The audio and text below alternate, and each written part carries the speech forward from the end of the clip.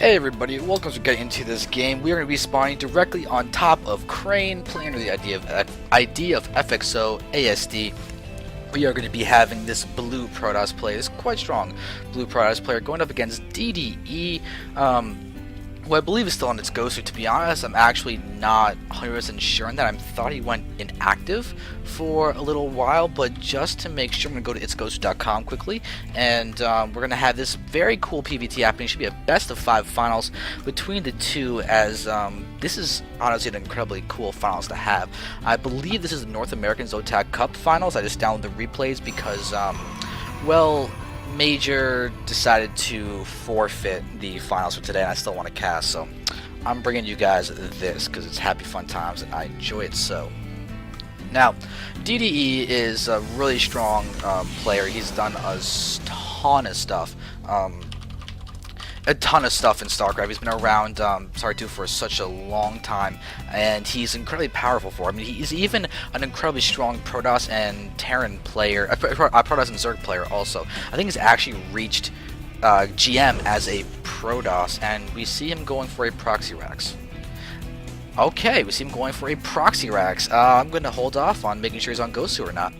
Now, this Proxy Rax is going to be scouted late. We see we're having Crane scouting after his gateway, which is normally perfectly fine, but what's interesting is the fact that, oh, this is Atlantis Spaceship, not, this is, okay, they're on Atlantis Spaceship, so it's a 2-player map. That explains a lot. So we're on GSL Atlantis Spaceship, I believe, unless it's just normal Atlantis Spaceship. I don't know, let's make it GSL Atlantis Spaceship.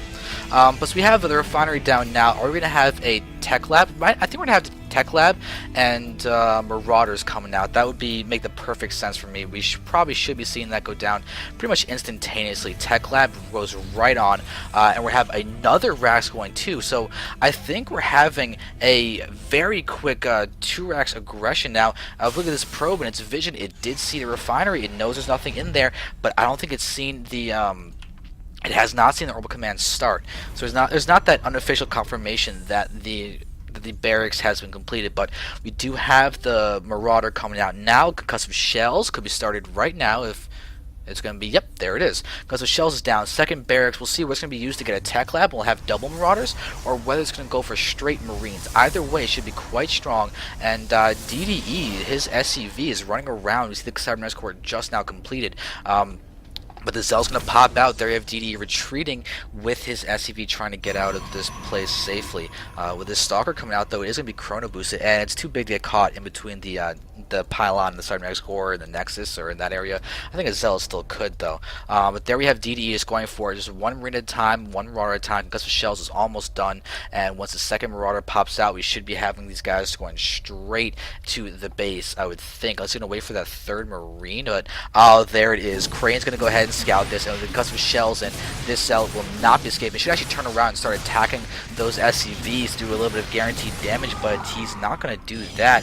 He's now just pulling back. He's getting down a second gateway very, very quickly. But this is a bad place for that probe, to be honest. He wants to stay out there and go for a pylon. But now you have all of these probes being pulled with 3 Marauders now against 2 Stalkers. It's still in the Marauders' favor, and this bunker will not be able to go down. We have this SCV getting targeted down, and there we have the mineral trick going through. We see an almost full surround. There's a full surround on one of those one of the Marauders, but there we have Crane is going to need to be very careful how he holds this off. He's got to be really make sure he doesn't lose too much, because he's down to 12 probes. That is a significant blow. DDE's aggression right now is incredibly powerful, and DDE has not even expanded at all. He is just winning this through very, very nice micro. It is just micro, and the build order was solid. Very, very, very solid.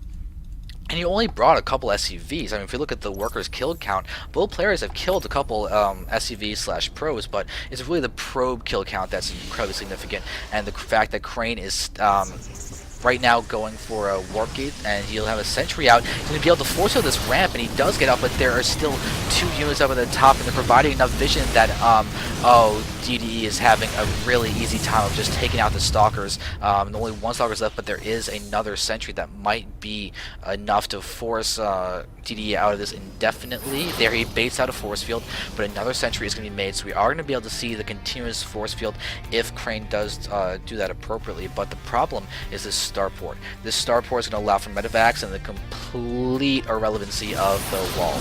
But there we have a Marine popping up. The vision is now killed as the Marine SUV did get taken out. There are no buildings or anything for high ground vision or whatsoever for DDE to use. But the SUVs are still here. In fact, one of the SUVs has a kill. That's just funny.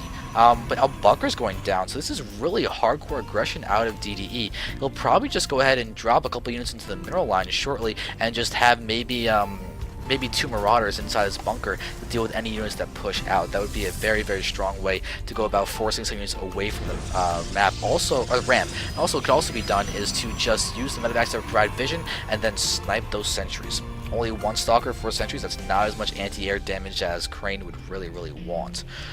So his factory is moving along down, and with that in mind, there's the medevac. The medevac is happily on its way, and we've got just Marines coming down and stims being researched. So this is going to be hugely, hugely important for Crane to be able to hold this off. The problem is it's not going to be an endless force field that can really do this. He's got to be really careful about the medevac. So DDE is playing incredibly aggressive Terran, and it's constant aggression too. It's not like a 1-1-1 type of aggressive Terran. This is a I will not stop attacking to you or having units directly outside your ramp starting from the 3-minute period on. And that's a scary thought, especially when you're someone as powerful as DDE. But a War Prism is coming out, and it's actually going to be... I think that's going to be more worrisome for Crane than it is for DDE, because I think Crane really would have benefited from an Immortal, more so than the War Prism. I understand him wanting to put an aggression, but DDE is not expanding behind this. DDE has no intention of expanding behind this. DDE wants to kill him, and kill him quickly. So there we have some elevators going on. And there is high ground vision. We'll be able to see this continue. There's a nice count of those sentries, but look at this War Prism that's now rendered very, very, very worthless. So there's the factory down. As for which we're watching move forward, I have no idea what the voting is saying actually right now, but it seems that a lot of people are voting on Crane. But now we're having DDE completely landed in, and it looks like DDE should be doing a ton of damage, having no pros getting pulled. The Guardian Shield is up. That's going to be a really big plus to the sentry count. The Guardian, oh my god, that is the evaporation of Protoss army. That Protoss army is gone, and this Immortal is not going to be allowed to finish. Nope, it finishes, but GG gets called anyway. So with that GG getting called, that will be the game. We have the death of Crane in this game number 1, but we have more to come, and we're going to give DDE that very nice +1 score in this best of 5 to determine who is going to be moving on to take that $100 prize pool. The next map is going to be Ohana.